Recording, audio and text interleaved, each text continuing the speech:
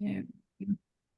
All right, and we record these sessions because we archive them. We archive all the lunch and learns on our www.fsp.org, Western Washington Food System Partnership.org website, on in the library of resources there, so people can go back to them. We also keep the slides, and we make a question and answer sheet for each of the lunch and learns, so you can use those. And very nice to see people joining. Feel free to turn on your cameras, and it's fine to just eat your lunch and hang out. It's okay not to turn on your camera, but it is nice to see you. Today I'm so happy to have David and Dickson here from Wakulima USA. They've been working closely with Northwest Ag Business Center and doing such great work that they're going to tell us about. And if you do have questions, we're going to just hold those till after David and Dickson's presentation is done. But feel free at any time to put your questions in the Q&A section or in the chat, and we will get to them. All right, I'm going to hand it over to you, David and Dickson. Marty, thank you very much for this opportunity to be here. It is very, very exciting to do a lunch and learn, but I don't have any food. I have water. But that's okay. But thank you very much for the opportunity for us to share the work that Wakulima does, and to probably, if you go to the next slide, it would be great. And probably just to run through what our plan is today. So we would like to start by briefly talking about our journey, and then our vision for our farms, our partnership, and later on we will give a note of thanks to our supporters and people who have been working with us. So if you move to the next slide, please. So Dickson will pick up from there for now. Yeah, good afternoon, everybody. You can hear me well? Hello? Oh, good. Yeah, my name is Dickson Njeri. I'm part of the Wakulima team, one of the co-founder. We came together with David a couple of years ago through our mutual friends. And that's how Wakulima, we started brainstorming. And we saw the need in our community where we need to come together and represent our community. The community we largely serve are mostly from East Africa and more Kenya. So there was no representation of people of who look like us. So we started the journey. We began in 2016 through a partner with the Highline, through the partner with the Living Well Kent. They had found a place in a city of Urban where it was a greenhouse which was abandoned. And, you know, they needed some help to come together and rally support together and try to restore that greenhouse. So we were able to reach out to a few friends we knew, and we started building, cleaning, removing all the debris which were there. And then after we did some box and raising box for that season, 2016, there was some issues of management, and we got kind of displaced, and we relocated to we were connected to the city of Des Moines, and that's where we were able to connect with the Highline College, where they do 2017, they do partnering with Highline. I mean, they do sustainable agriculture program. And that's where we were able to partner with the Highline, where they had two locations. One is called Sonju. We built some boxes there where we had some farmers there who were able to access that place there. It's a community garden. And then as time went by, we expanded, and we had more numbers of turnover from our community. And that's where we were able to extend and extend our program to Merigay Park, which is more bigger. And then, so between 2016 and 2018, we are also still in partnership with Living Well, and they supported our program by helping us to navigate and be able to access some resources. And then through Highline and King County, courtesy of Mike Lafkin, we were able to relocate to bigger listing of where we were able to go to during COVID time. We were able to move to the Hosneck, where we have a bigger space, which is about 3.5 acres. And they gave us a space where we have more farmers there. And then also during the COVID, prior to COVID, there was also issue of census. Sorry, let me track a little bit back. There was a census program where we were able to do census and synthesize about our community. It's the importance of being able to identify and know the numbers we have and we serve in our community, because that's how the resources they get distributed. As we were doing census, and then we were able to reach out to more partners where we were able to also be able to do food drive for our community. And during COVID, that's where we realized a lot of challenges which were there when people were not able to access food, which is representing our culture. And so largely, there was a lot of cravings and also, during COVID, where we were able to build our programs. All right, next slide, I think, is David. Yeah, and just before we go to that, I just want to add also that our programs as Wakulima, since we established in 2016, have developed.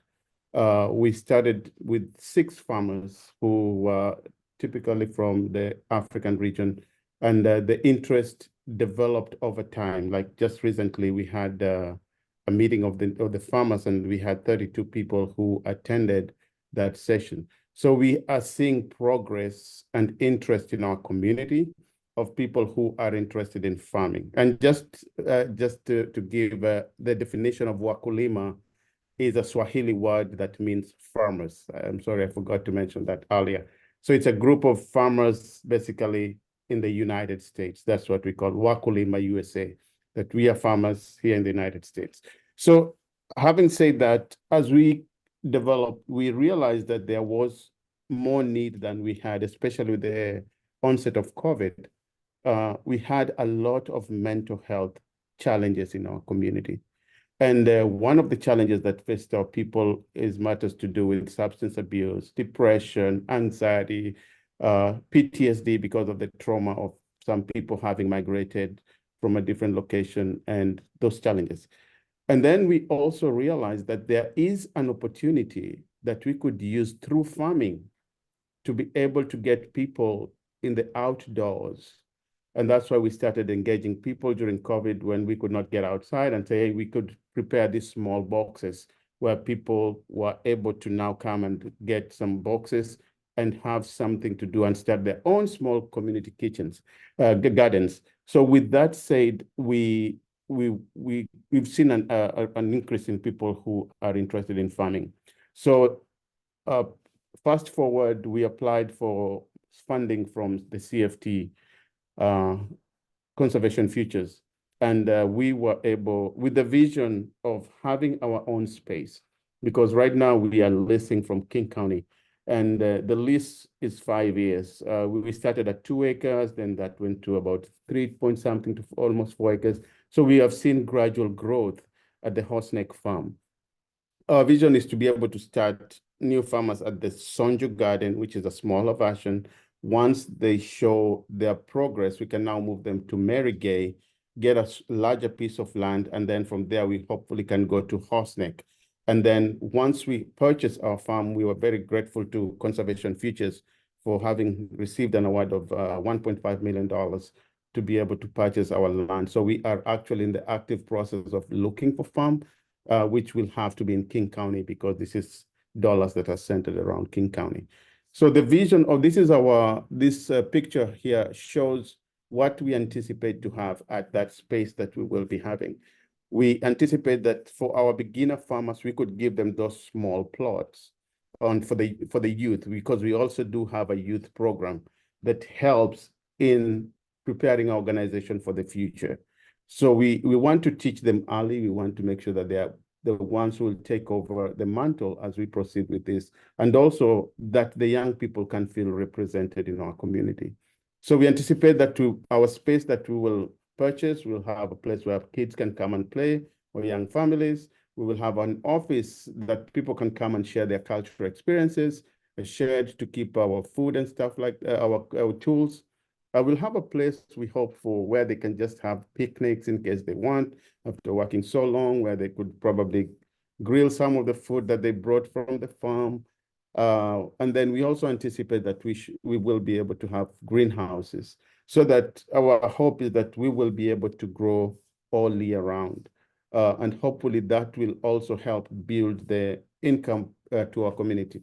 The larger green spaces, this is where we want to see the possibility of us doing commercial farming, where we will be growing to support our organization. So we will develop our own food, we will have our cleaning station, we will be able to hopefully source the food out to different organizations that we have received requests from, like last year. The last 2 years we received one from Fair State, and we were able to deliver a portion of the foods that we grow. There is a lot of need in our community for culturally relevant foods, and that's why we do know that we have a ready market. We want to, first of all, thank WSDA also for supporting our efforts by giving us funding to be able to purchase a refrigerated van that will help us in that process. So we are very grateful. We are hoping that this will happen. We don't want to rush it. We want to do it the right way. So we are trying to find land, and as we move forward, we hope that that's going to happen sooner than later. We could move to the next slide, please.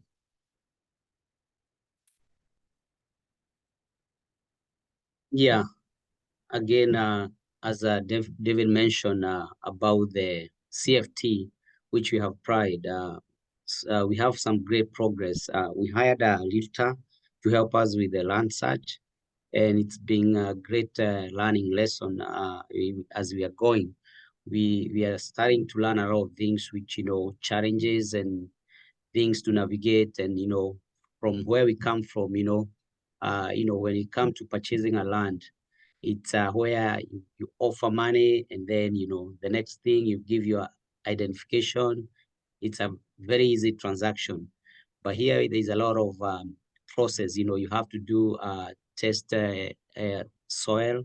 You have to do a lot of search about water rights, and these are things which we are learning, and it's a good thing, because when we put this component together, it will be helpful to other people in the future. So we are the one trailing the breeze and trying to demonstrate, it can be doable, but it's a process, and we are learning, there's curves and there's things, you come across which, you have to put in place. So we formed a land search team, which through the partner with the King County and also Farmland Trust, and they are helping us. They've been of great help. And also we have, team which we are having recurring meetings every week. So it's been a great opportunity. And then, do you mind you slide the next page, please? And also just to mention, there's a, from a Farmland Trust through Alex, she's been of great help. She formed a program which is called Rubik, which I think it was on the previous slide a little bit. We missed a little bit, maybe. I think it's the next one after that. Yeah, that one. Yeah, Alex has helped us to form this program of creating an evaluation, and she's been of great help and working tirelessly and with Naira. Yeah. So yeah, in a nutshell, we are continuing doing such, and we are planning to do for a couple of visits next week. Hopefully, we are waiting for confirmation, and also the county is helping us to, to ease the process, and we've been having a discussion on a weekly basis. So the If we next could just step, go back to the previous slide, please, Another, if you don't mind. So I just want to talk about the idea of water rights and soil quality. So in regards to the farm that we are looking for, we want to be able to be, we can be definitely certain, but we want to be able to know that what kind of soil are we getting into? Or does the farm have the right water rights? As Dickson mentioned earlier on, there is a cultural element that happened in this situation because having been born in a different environment, we were born in Kenya, the idea of land purchase, if let's say Emily was selling her piece of land, I would go to her, we would agree, we would go to the local chief, we would probably sign paperwork without all those steps, without, oh, what's the soil quality? How much water can you use? So we don't have those kind of restrictions. So I would just pay her, she would give me the land, the title, or go to the office, the district office, and transfer the title. But that's not what we've since learned a lot from this award from CFT, that there are important elements that we have to put in place. And the partnership with Washington Farmland Trust has been phenomenal. And we also realize that there's also a business element of this. And that's why NABC have really, really been a source of support and just caring and just loving us and really wanting us to succeed. We have received, our current executive director, Maxim, is a loan to us from NABC, and we have seen tremendous progress in the business aspect of an organization, of a nonprofit. And we have weekly meetings, we have a lot of work that we do together. So we just want to say thanks very much to NABC for all the good support that we receive every day, literally, because we are always in constant communication. Yeah, so we could move forward. Thank you for that. And the rubric that Dickson mentioned about is something that we were helped by Washington Farmland Trust to create. So we go every bi-weekly meetings, we sit down and say, where are we today in our land search? So Alex was able to create this rubric that we use to say, what are we looking for? What's the amount of land we are looking for? Where do we want the land? What are the do's and don'ts? So once we identify a piece of land, instead of just going straight to see the land, we want to say, does it meet all the check marks that we have? So with all those questions asked, then we are able to say, okay, can we now talk to our realtor so that she can do a reach out to the seller who is probably hoping we are hoping to find a good match. We have seen a couple of pieces of land, but one did not go through. The other one, we did the water issue. That's where the water issue arose, and we were not able to know how much water exactly we could use in that piece of property. We will be, I think we got a confirmation just today before we came to this meeting that on Monday we'll go to see another farm in King County in Issaquah. So hopefully that, we don't know whether it will be what we are looking for, but we want at least to continue the process of finding that land. And it's been a very interesting journey. Yeah, thank you, David, for that clarification. Yeah, again, we forgot about to mention our big partnership with the NMBC, and Maxim has been working above and beyond. We appreciate you. So the partnership, I'll talk about partnership. Almost is the NMBC, like David has acknowledged. Yes, having Maxim as our lone executive director, we have seen a lot of progress since he joined us, and he's been helping us to structure and being able to make sure all the programs are aligned to the standard as for nonprofit to operate, and has been helping us and help us to be able to be effective in each program. So thank you so much, Maxime. We appreciate, and NMBC for loaning us Maxime. And also through the partnership of King County, Ted Sullivan is the one who's been overseeing and coordinating with the land search. we came to know Teddy a couple of years ago as we were studying the Wakulima, and we have a great, through courtesy of Mike Lafkin is the one who introduced us, because we were about to do some farming there in Issaquah, in Bonami, but there was some challenges of, security there because of fencing and stuff. So that's where we came to know Teddy, and it's been of great help. And also Melissa Bosting, she's the one who coordinates with where we farm at Horseneck.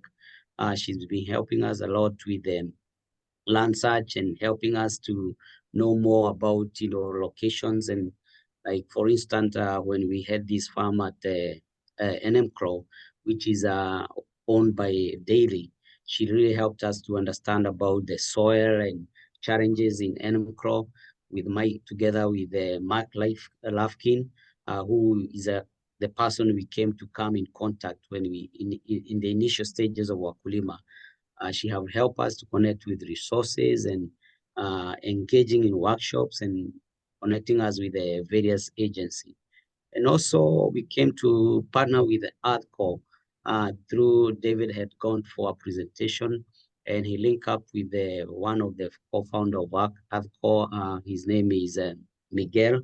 Miguel is the one who is oversee the partnerships and director. So they have helped us to help us to restore our sites. We're talking about Sonju, Merigay, and also Horseneck, and they've been sending crew member who are about age of bracket of from 20 to 29, and they send a good numbers of during the season to come and help us in terms of restoration, helping us aligning with the irrigation, cleaning, and also volunteering, and also they help us with helping us to tap to the resources, and also more to that, they are helping us to engage us in terms of making our skills level to go to the standard, like, mentoring us, and also helping us being able to being able to align with the things which are, pertaining, because they have more vast experience of partnering, and also we are linking with them about things like schools and also gardenings. So through ARTCO also, they gave us somebody who to help us with the farm. They gave us a farm specialist who will be with us for about 12 months. And they gave us a good report that they might extend. They're looking for more funding where we can have that farm specialist who will be helping our farmers with technical and also helping us with things like in terms of linking us with ARTCO, so that we build this relationship, because they have a new place there. They want to extend their program in Red Band in Black Diamond. And also, we want to give thanks to Washington Farmland Trust because they are the one who has been helping us to all this work of land search and coordinating when we were about to start this application of CFT. They were fully engaged in the initially, and they've been up to today with Alex and helping us, like David mentioned. And also Rose Foundation, we partnered with Rose Foundation 3 years ago. They gave us a grant to help us which is they have these funding from the tax money, funds which are collected from those corporations which are destroying or maybe they have been penalized because maybe they dump the wrong things in the wrong place. So they help us to come correct water and also teach some classes about water and environmental. So they have helped us to reach out to and sensitize about our farmers. And also Department of Commerce, we have been able to partner with them to help us to build capacity and also to look for resources where we'll be able to help us in terms of, for the CFT only cover for the land, but in case we have structure to build and also where we can be able to link up for that gap to fill for, because the CFT only cover for the land. And also we partner with Seattle Park through grants, because with some grants they need a high scale of management. We've been able to partner with the Seattle Park. The last couple of grants, one was from King County for parks, which was to engage our community to be outdoors and participate in outdoor activity. So Seattle Park have helped us to sponsor and help us to manage that, and they've been of great help, and we are continuing with that relationship. Also, during COVID, there was a lot of grants we got from a Seattle Foundation, which was to help with the food drive, and also support our community in terms of with those people who had challenges with paying the basic bills like utilities and electricity, even to connect with the rent in special cases. And also we partner with the King County where they saw it's good always to continue building our capacity. That's where they gave us this support through Kevin Baker Consulting, and we've been meeting and helping us to have strategy about how to raise fundraising, how to know how to look for grants, and how to also equip ourselves, and also how to manage grants and being able to be reporting on a timely manner. And also WSDA, we have applied for a grant, which we've been granted. They have awarded us a grant of 70,000 to purchase a van, refrigerated van, and we are we are search for the van, which has been kind challenging, but we are doing our best to find the van. So we are supposed to purchase by June, and it's a reimbursable grant. So we have to look for money to purchase, and then WSDA will fund the funds. Also, through Highline, we've been partnering with them for the last 5 years. They are the one who help us to find Mary Gay and Sonju. They are the one who had the direct link with the city of Des Moines, and they've been of great support since they've been supporting us with our workshops for our farmers, who every other week we have we come together with Highline through the program they offer for sustainable agriculture to help us and be able to understand, because where we come from, we only have we don't have winter, but here we only farm during summertime. So it helps us know how to manage and plan well, and also have the skills which are adaptive to this kind of weather. So our farmers, even if they come from a background of farm, it's different from here. They have to know the skills of here, how to know the timing, and how to even know about how to market to promote their produce, how to be able to make a business plan. And also Highline applied for a grant through USDA, who we've been partnering with that grant for the last 3 years, and it's ending this June. So they have helped us even to apply for second term, which is we are waiting. We are holding our finger tight. Hopefully we'll get the grant through other partners who are under Highline this USDA through Living Well and IRC. So our goal is to, where after this we'll be able to be the lead in this grant, because initially it was Highline, but the vision was to be led by people of color, small organization, because they are the ones who are doing more grassroots work with the farmers. I don't know whether I have missed anything, David. Yeah, I just want to acknowledge also the support we've received from KCD, King County Conservation District, because they've been really supporting our programs from the very, very first Mavuno Festival, which is our annual festival. They are the ones who sponsored our first event at Mary Gay, I think about 5 years ago. So we really want to acknowledge them. Mary Embleton has been very, very supportive to the work that we do. And we know we have a lot of other people who have been our supporters. There's some who are silent supporters. We just want to acknowledge and say thank you very much for all the support that we have received. So we could probably move to the next slide. We're almost winding up. So this, I'll just give a quick overview. These are some of the activities that we do. At the very top, at the end of every season, we try to bring all farmers together and have a common meal. There are some folks, Bobby Butler has been great. I don't know if you can see him there, if you know him. But they bring the farmers together, we celebrate the season, and we have different cultural meals. So we are hoping to have that at the end of this season as well. So we would welcome anybody who's willing. It's normally at either Mary Gay Park or at Horseneck. So we will determine the venue as we get closer. At the very bottom, you can see our young people, our youth program during the summer. They organize what we call Vijana Festival, which brings young people out to share their conversations and support each other. Down there, there's a picture of Wakulima donating food. We always donate food to the food banks at Des Moines and Kent. So we want to give back to our community.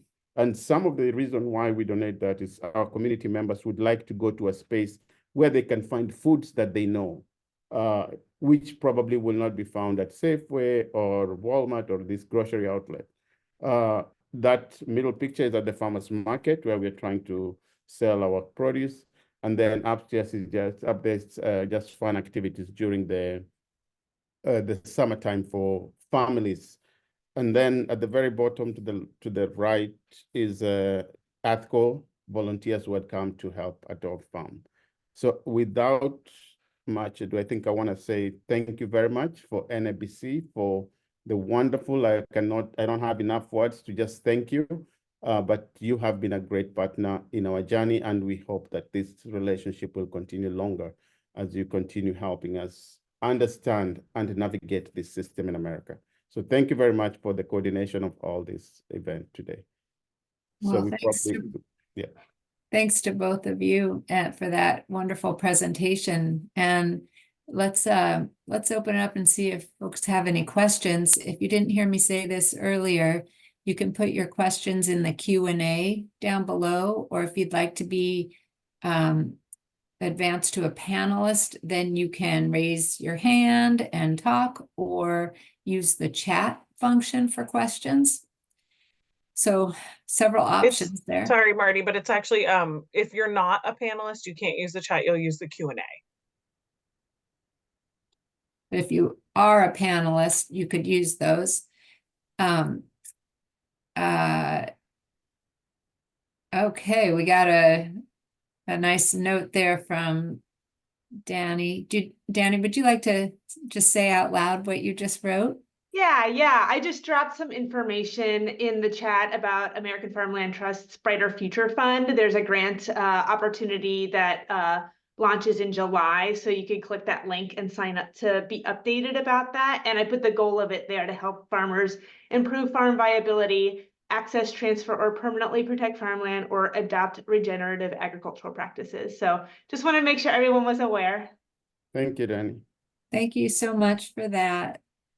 Yeah. And I'll share it in the NABC newsletter too. Thank you. Oh, perfect. That's great. We also had a question in the Q&A earlier that was, what organization did you collaborate with to apply for the Conservation Futures, CFT, the Conservation Futures tax money? And Mike Poteet added a link there for some information. I was not successful in using that link. It didn't go through to something for me. And he left. So I'm sad about that, but I'm wondering if maybe you can just tell us, David or Dickson, about collaborations for that CFT funding you received. Yeah, so one of the, when we a couple of years ago, before we even applied for this previous round of CFT from last year, we were having conversation with a guy called Sean Watts. So he has the Sean Watts Consulting. So he's the one who initially introduced us to the CFT money. And then we met that year, that's pre-COVID, with Ingrid. Ingrid came and saw the work that we did. She came to visit us, saw the work that we did, and she told us, I think it would be nice if you guys could apply for this funding. So we started thinking about applying, and we were like, how do we even start? So anyway, and then Luke Woodward from NABC, I think I want to say he found us. And he became very interested in the work that we were doing. So he started supporting us in different ways to make us succeed as an organization from a very onset. So that's how we came to know NABC. And then from there, we got Maxime as our executive director from NABC. And through the process of writing these grants, helped us to refine the grants. We got King County also helped us in getting a lady called Catherine Varetti, who helped us, be able to articulate, because as I always say sometimes, that for me to think in English, I have to think through about 2 other different languages and be able to translate. So I might say something, but the meaning comes out differently. So we got a lot of help from Catherine, who is a consultant with King County. And then we formed the WFT, were introduced to the Washington Farmland Trust, who have been very, very supportive and helpful. So they are literally holding our hands in the process of this finding land and in putting things in place. So NABC, Washington Farmland Trust, King County have been our main supporters and have helped us in the process of applying for these funds until we were able to get that nod that we would be getting the 1.5 million. And the other thing that I would just like potentially to mention is that we did not know. We thought that because we've been awarded, we could just go and buy land anywhere in King County, but we did not know that our initial grant application, we had said we want to buy 5 acres of land. So because it's public money, what you say on paper is what you do. So we didn't know that. So we had to go back and request, hey, we've been having a rough time getting 5 acres of land. Like, it has to be. So we've requested for that accommodation, a window, so that we can be able to once we get a piece of property, we can now say, okay, can we bid on this? We think this is the property that we want to move to. Just wanted to put that in there. That's great. Thank you for that. Does anybody else have any other questions at this point? I'm gonna just ask one then, which is, you talked about the food you grow, that you're really trying to focus on culturally appropriate foods for your community. And I'm just wondering about what some of those crops are. Can I go out for that, David? Go ahead. Yeah, thank you, Maddie, for that. Yeah, we grow a variety of crops. Most of them, they do well when it's warm. During spring or fall, they start dying. So I'll go almost with we mostly, it's known black nightshade, African nightshade, sorry, which we call it managu in our language, or in the culture name. Also, we have kunde, which is a cowpeas. And also we have terere, which is amaranth. And also we have a spider plant, which we call it saga, or it depends where you come from. There's saga, saget. So, we have about 43 tribes in Kenya. So it depends which region you come from. And then we have, we also have pumpkins, leaves, which we call them kahurura. And also we have African corn, which is not the typical corn here. This was the one we have is more hard, and it come in different variety. There are those which are large in size. There's those who are tiny, but they are not soft. they're a little bit hard. And also how we make it, it's different. And also we have beans, a variety of beans from Africa. And also we have some, we grow also some okra. Yeah, so those are the main ones, but they do well when it comes to when it starts getting warm, late May to late August or early September. After September, mid-September, they start, fading away. So that's the challenge we have. And that's where we are looking for our own space where we can have build a greenhouse where we can grow them year round, because that has been a challenge for this small span of farming season, and they are of great demand. And like David said, we plan to invite you, from farm to come and taste, like where we would demonstrate from farm to the table, and that's where we can demonstrate this taste and get to understand more. Thank you. Thank you. We have a question from Anjali asking, can you share who is on your land search team or committee? Yes, we do have staff from King County. We have Ted Sullivan, we have Melissa Bosting, Mike Lafkin. We also have WFT, we have Naila and Alex Mercado. We have Maxime, who comes in from NABC. We have, and anybody who's interested in supporting us, we will welcome you to help us in the search of the land. We really want to make sure that we are getting the best out of it. So we are still, I don't know if I forgot anybody else, Dickson or Maxime, in the team. And the realtor, of course, was called Catherine Satava. And as I said, we meet bi-weekly or with the Washington Farmland Trust, but we also try, once we go to the next level, we want to involve the county E so that they can be able to tell us that's a good opportunity, or just run away from that opportunity, because they have the knowledge and the know-how of how to do that. But we welcome anybody who might be interested in supporting this vision, please. Wonderful. And in the Q&A that will go online in just a few days, we'll have links to your email addresses, but I can put them in here too. Is that okay with you? That's absolutely yes. Okay, I'll do that. And I see Cheryl has a question. Yeah. Hi, thank you for talking about your incredible program. I'm curious about what percentage of crops that you sell versus, do any of those go to food access, to food banks or other organizations then that can work with a broader community of the community that you work with for access to more of your product? Yes.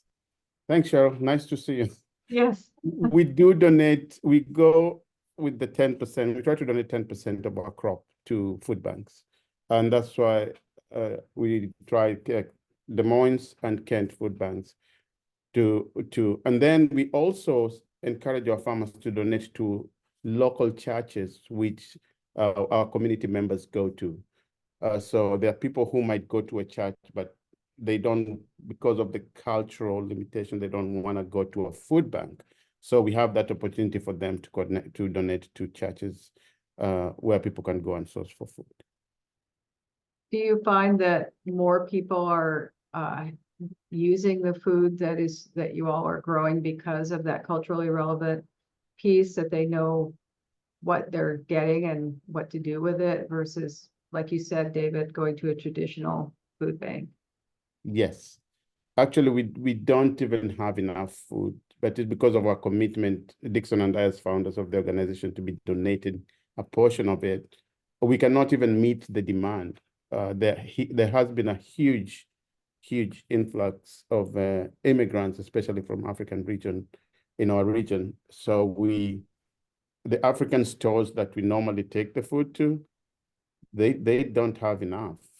And actually some even import foods, dried vegetables from other parts of the world, from Kenya, for example, so that they can meet the demand. And it's really, really huge. So we hope that with the new farm, we will be able to at least grow a little more, but I can almost guarantee that we will not be able to meet the entire demand. There is a huge market for that. Do you contract with the food banks or do you just strictly donate, or We both? just donate. We just stop by and say, okay, we're going to the most. Yeah, and just donate. Okay, thank you. Danny? And would- also, oh, sorry, Sorry, Dixon. go just ahead. yeah, to piggyback a little bit on that, Sherry. Yeah, thank you, Sherry, for that question. Yeah, also we do what we call door to door. There's some elderly people in our community who are not able to come to the farm. They're not even able to go to the community, like church. So we even take to them, depending, and we always get good feedback from them because, those elderly, they grew up knowing those foods and they cannot access them. So, and they cannot even go to, like place of location. Yeah, in special cases. Thank you. That's wonderful. Danny, would you like to go ahead with the question? Yeah, David, you mentioned that there's a lot of new neighbors coming, to our communities, and I live in Thurston County, and there's actually a World Relief Center that's opened up here and is resettling folks, and it's just made me wonder about demand for the type of work that you do, and I'm curious, what kind of support is generally needed, both to help your organization grow to meet a need, but also support other organizations, other immigrant communities, and being able to, go down this kind of path that you've been going down. Thanks, Danny. I remember, where did we meet? At the farm?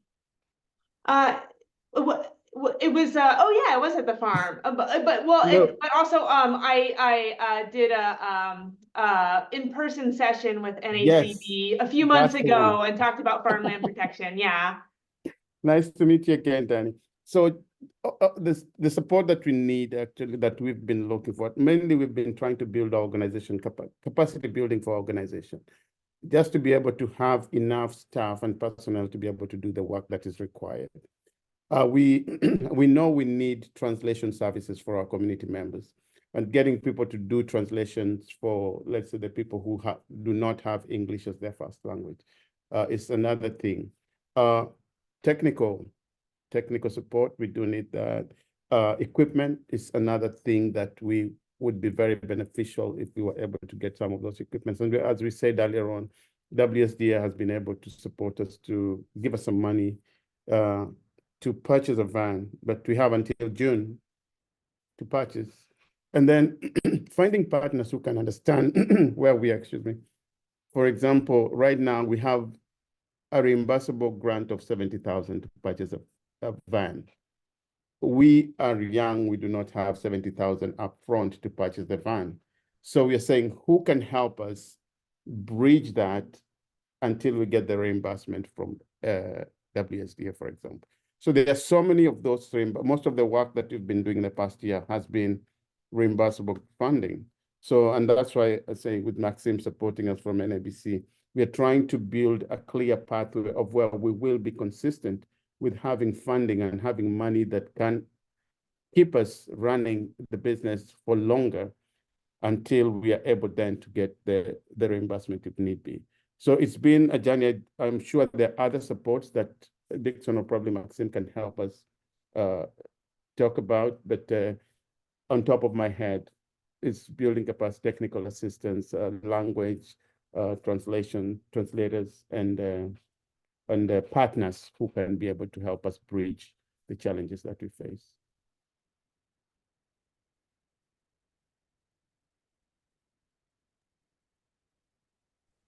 Maybe I can add on that, Danny. Like David mentioned, the challenge we face is we need human personnel to come and help us to do the work.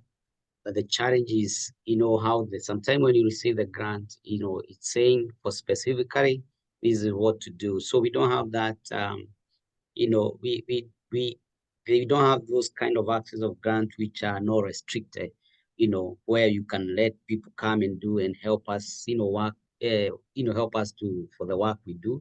So those are the challenge we have, having those grants, which, they just percentages to pay to certain, to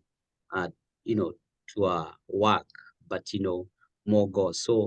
So we end up being constrained with work because you cannot be able to hire people. People are available to work and willing, and so those are the limitations. And then when we go to apply for grants, or most of them, like one time we tried to apply for one from Department of Commerce, and they were about applying to buy a building or some center, but they have these barriers which are being put, like, you have to have a certain level of organization. So yeah, but you continue doing our best.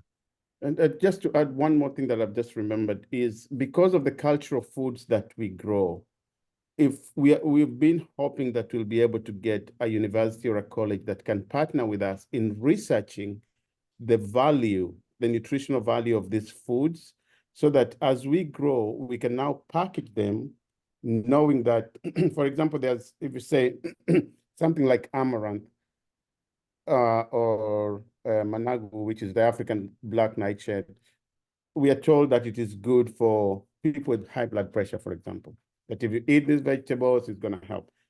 These researches were done in some college, probably in Nairobi or in Kenya. I don't say that I'm discrediting them, but America loves something that has been researched again and again here in this country.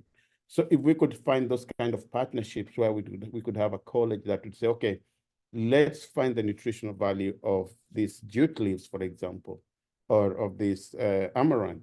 And then when as we grow, we can now custom that product, and it becomes Wakulima Farms amaranth. This is good for blood pressure control. This is good for digestion if you're having problems. And I know these things have worked because growing up, this is what we ate. I knew if I had a problem, my grandmother would give me this herb, she would give me this, and then I would feel better. So just getting to get partners like those would also be beneficial for us. Thank you so much, both of you, for presenting today and sharing these insights. I found this really, really worth my time to be here today. Thank you. Thank you. So glad you were here, and the rest of you too. And thank you so much for Dickson and David for all that good information and just your inspiration. I want to tell you all that we have another great Lunch and Learn coming up. It will be the last one in this spring series. And it is on May 9th, Thursday, and we'll be featuring the Latinx Business Development Center. It's part of our program that's part of NABC. And the presenters are Alex Perez and Juan Morales, who run that program. So we hope that you all will join us for that. And I also just want to ask you to please just take a minute to fill out an evaluation that I'm going to put a link in the chat. It's just a very, very short evaluation survey for that helps us get funding for these kinds of events. So there's that link. Just a reminder, that's on our website in the resources library that has all of the Lunch and Learns archived there. So fun to go back and catch ones that you may have missed. And we hope that you'll join us in a month for the next one. Thank you all so much. And I hope you have a good day. Thank you very much.